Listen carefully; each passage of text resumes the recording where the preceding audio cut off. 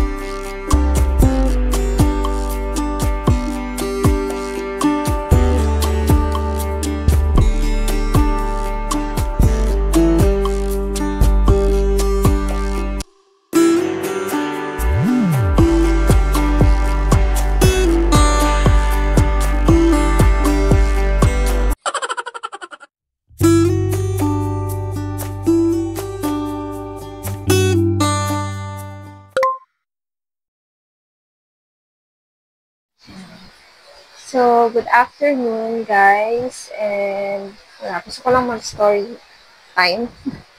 Since maulan kasi, yung parang maganda lang mag-story time. So, ayun, sa journey ng pagbubuntis ko. So, ngayon, nasa third trimester na ako, 32 weeks, and going 33 na sa Monday. So, ayun, yung feelings ko ay mixed, kabado, and at the same time, excited. But mas lamang yung excitement kasi syempre, diba, bare months, kumbaga, best gift for me is yung baby ko. So, I'm excited ako makita siya, and lagi kong tinatanong yung partner ko kung sino ka mukha. So, yun.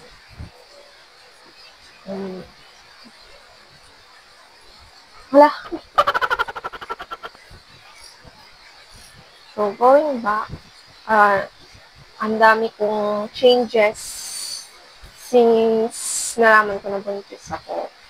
Ang daming changes physically sa katawan ko, especially sa underarm ko. So, dati, maputi, pero hindi naman yung as in makinis, but masasabi ko na hindi naman siya yung talagang masasabi mo din na maitim. And okay naman yung kulay ng underarm ko nun, but now, kapag ko ba? So, ayun, pasintabi sa mga kumakain. Ito na siya. Ayan. So, ganyan na yung underarm ko. Maitim. Pasintabi pa sa mga kumakain. And, ayun, okay lang naman sa akin. Hindi naman ako na-insecure kasi alam ko na part na ng journey ng pregnancy. And for sure, karamihan ng mga babae dumadaan sa ganito. At alam ko naman na kahit naman sino maiintindihan na yun nga signs, pati daw sa liig, ganyan. And sa iba pang parte ng katawan na nangingitim. So, ayun. By the way pala, ang baby ko is boy, kaya ewan ko kung scientifically based yung ganun na kapag lalaki, mas maitim yung mga ayan, underarm, egg, mga ganun. Pero yun, nasa third trimester na ako and ilang weeks na lang. So, ayun. Sa akin, pagdating sa physical na ngayon na buntis ako, is hindi ako na-insecure pagdating sa underarm ko kasi alam ko naman na maraming time soon pag natapos yung journey ko sa pagbubuntis na pwede pa rin namang makabawi. And ang journey naman ng pagbubuntis ay mabilis lang. Kaya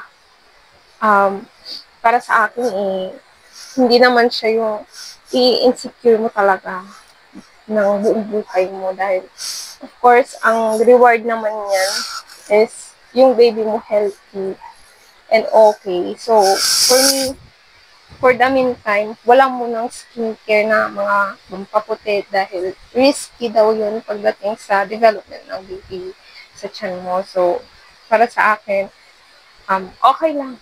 Basta yung baby ko okay. So, ayun. Actually, wala pa naman akong stretch mark. Hindi ko alam kung magkakaroon ako stretch mark. Hopefully, hindi. Pero, kung magkaroon man, okay lang din. Kasi, meron namang time soon na makabawi pa rin sa sarili. But for now, kay baby muna. So, ayun. Basta okay ang baby ko and lahat-lahat sa kanya is perfectly fine. Then, lahat ng mga something off na nakikita ko physically sa akin is okay lang. Kaya kong endure lahat yun. So, para sa kanya. Ayun. And then, sa cravings, wala akong specific na pagkain pagdating sa cravings. But, pagdating sa lasa, yun, meron ako. Which is yung matamis. Mahilig ako sa matamis. Chocolate, mapa-dessert, or fruits na matatamis. Yun. Gustong gusto ko.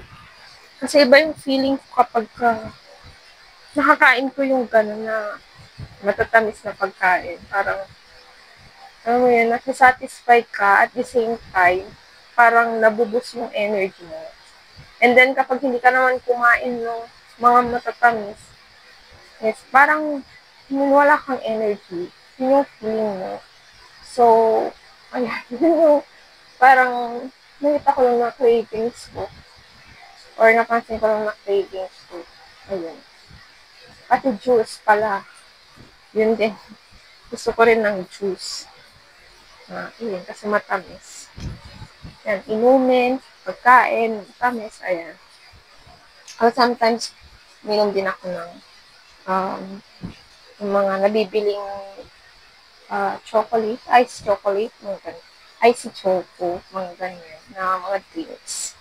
Pat third trimester ako, siguro mga last week ng second trimester ko, nag-start ako makaramdam ng hilo kapag sobrang pagod ako. So, ayun, ang dali-dali kong mapagod. And feeling ko na out of balance ako kapag nasusobrahan ko yung ginagawa ko. Lalo na kapag mainit, talagang iba yung pakiramdam ko. Feeling ko mag-pass out ako, ganyan. So, yun. Yun yung worry ko pag dumating yung due date ko na sana hindi hindi ako mag-pass out or basta sana kaya ng katawan ko. So, ayun, ini-engage ko na rin yung katawan ko sa exercise para naman makaya ko. Ngayon nung aso. OA nung aso. So, ayun, i-engage ko na yung katawan ko sa exercise hanggat maaari para naman makatulong din sa akin kapag nanganak ako and mabilis din yung recovery ko after. So, ayun. May tao pala, kaya pala tumawag yung aso. Dumating pala yung parcel ko, yung in-order ko. So, ito siya. I-unbox ko siya mamaya. Ayan. So, ayun. Nasa na ba ako? Sa gamit ng baby ko. So, I think naman yung mga nabili kong gamit is okay na. And yung maleta dyan, yung maleta na yan yung paglalagyanan namin ng gamit namin, gamit niya, and gamit ni partner. So, ayun. And siguro may mga idadagdag pa kaming mga gamit soon na ewan ko kung magkakasya pa dyan. Pero, sana lahat mapagkasya namin dyan, plus yung bag niya, na nandun lahat yung mga damit niya.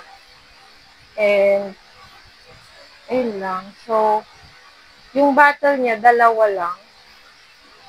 Tapos, pagdating sa gatas, if ever man na hindi ako magatas,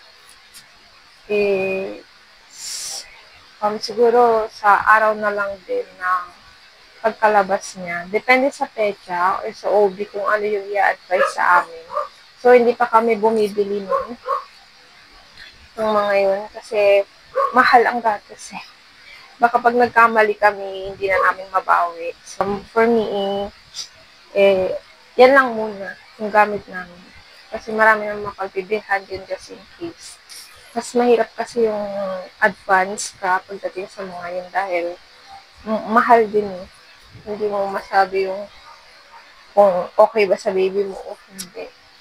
So, ito pala, yung mga laman ng maleta, yung mga nakaraang vlog ko, nakita niyo naman, na nilagay ko lang yung mga gamit doon.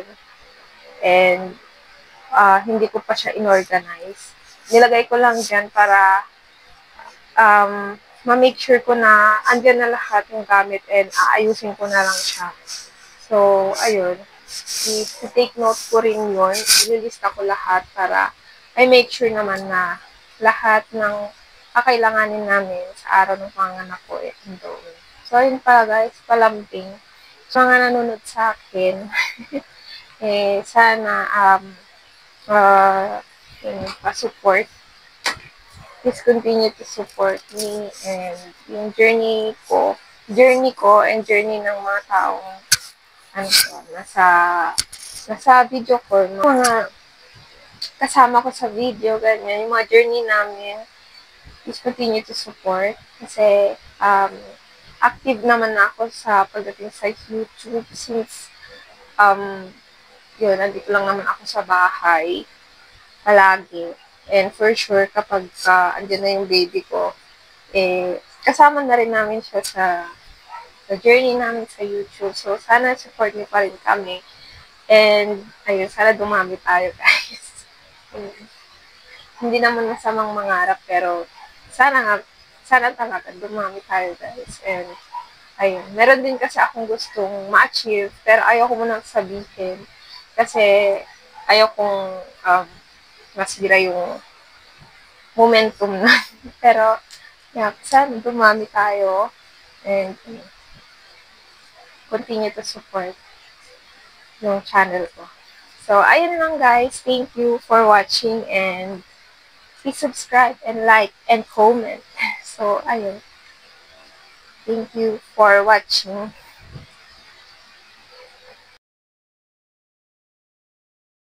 Hi guys! So, let's do unboxing.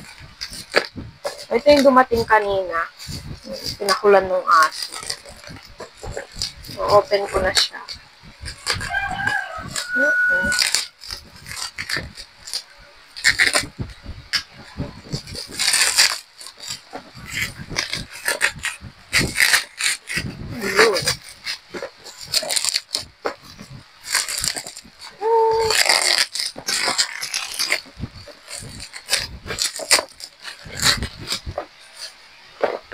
Ito siya. So, yan siya. Manual massage breast pump.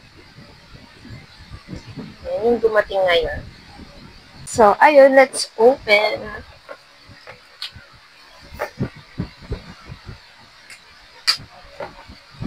Ay, ayaw. Ayaw ko ma-open.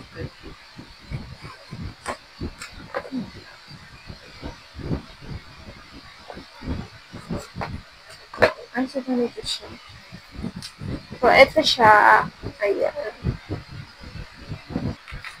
So, bumili lang ako ng isa muna. Just in case na mahirapan ako magpalabas ng gatas. So, ito yung gagamitin. Ayan. Ayan. Meron siyang manual sa loob. Tapos, ito. Yung product mismo.